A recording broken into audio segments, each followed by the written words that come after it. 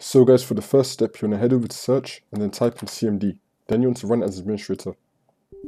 And then click on yes. Now once you're on this, we're going to type in ipconfig space / release and click on enter. Then we're going to type in ipconfig space / flush DNS and click on enter again.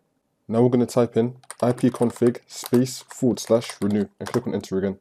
Now we're going to type in netsh space int space ip space reset and click on enter.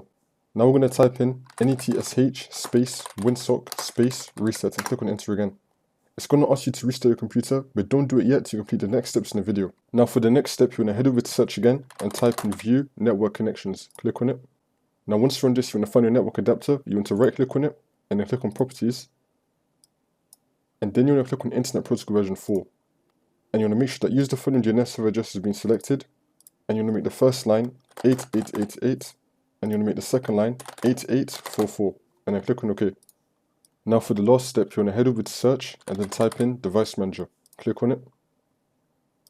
Now once you're on this, you want to expand network adapters and then you want to find your network adapter. You want to right click on it and then click on update driver and then click on search automatically for drivers.